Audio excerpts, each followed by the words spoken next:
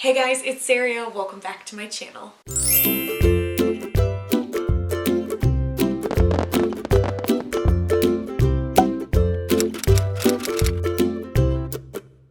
So today's video is a DIY inspired by the Festival of the Arts, which takes place at Disney World every year. I think its primary central hub is Epcot. I've never gotten to go to the Festival of the Arts. I was supposed to go this year, but with COVID, that didn't end up happening. So instead, I will be there during the Flower and Garden Festival, which I have been to before. Why am I going on and on about this? Anyway, I was inspired to make this little home decor piece that's kind of just like art related, and I ended up finding this little wooden paint palette at Walmart for just about $5 or $6 and went with an idea from there. And then it has one of my favorite Disney quotes of all time, which is, "If you can dream it, you can do it." And that is a quote from Walt Disney himself, and it is the quote that inspired the name of my channel, for those of you that don't know. So without any more chit chat, let's jump into this tutorial. So this is the little wooden paint palette that I picked up from Walmart. It was just under $6, and what I'm going to be doing is taking some Dollar Tree stickers that I had on hand. They're kind of like a typewriter font. I've used them in other crafts on my channel, and I'm just going to use them as a stencil. So if you have a Cricut or a Silhouette, you can obviously cut out a phrase, or you can use any other stickers you have on hand. You could also just paint on your phrase by hand, but I like using this method for this particular craft. Now originally I was just going to stick the stickers on, but I did go grab my meter stick because my concern was keeping them in a straight line.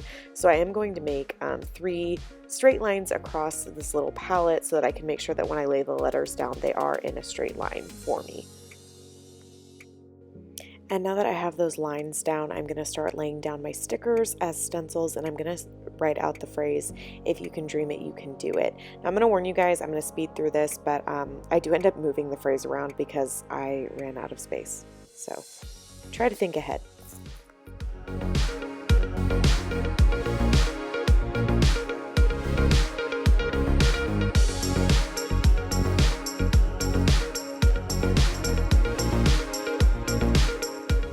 So this is what it looked like once I had it more positioned, I guess, how I like. And then I took a sponge brush and my Rust-Oleum linen white chalk paint, and I am just brushing it over where there's not letters, and where there are stickers, I'm trying to dab it. I do end up doing some light brush strokes over the letters as well, just to smooth out my paint a little bit.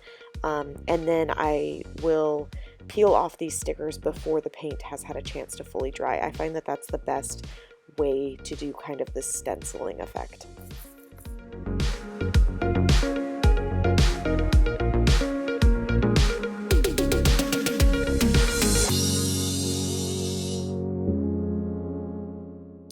To peel off the stickers, I use this little poking tool that I got in the hardware section at Walmart. It comes in a pack of 4, and I originally bought it for my Silhouette stuff, for like weeding vinyl. It does not work very well for that, but it does work really well for this.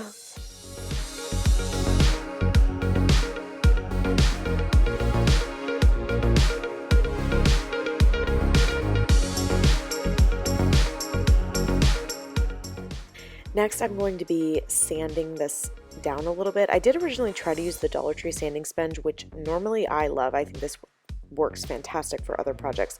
But for this particular project, I did switch over to sandpaper because I had to push down really hard to get some of this paint to scrape off to give it kind of a more weathered look. It's probably because it's chalk paint and it's so thick.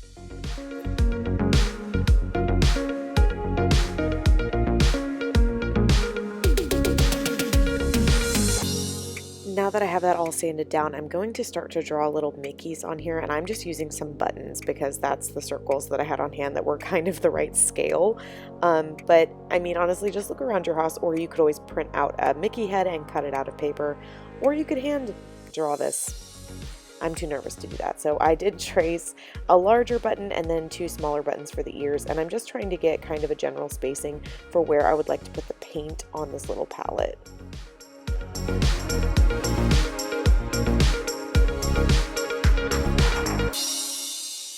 And next is the most fun part, which is taking some puffy paint to make your little Mickeys. So I do highly suggest using puffy paint over acrylic paint because it will give it that puffed up look, which means it'll look wet. Like it'll look like a palette that's currently being used as opposed to just like you painted some Mickey heads on it.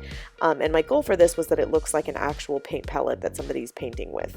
I just said paint 65,000 times. I'm so sorry, you guys.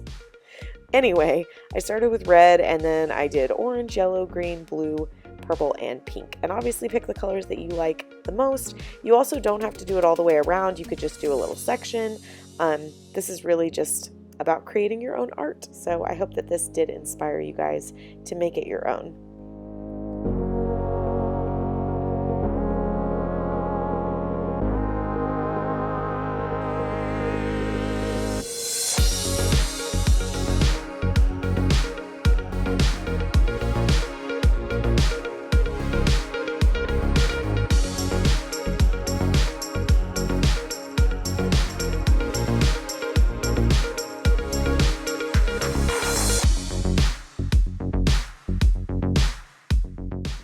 And this is what it looked like after I was all done. Now I did end up adding another coat of these paints the next day because they did kind of flatten out overnight.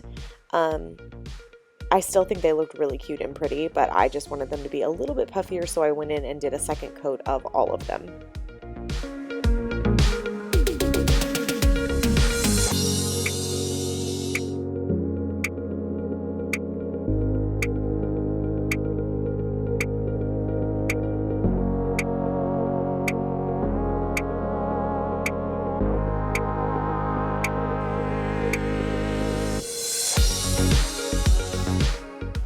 And that pretty much does it for this tutorial. Thank you guys so much for watching. Be sure to leave me a comment below of what you thought, and I'll see you guys in my next video.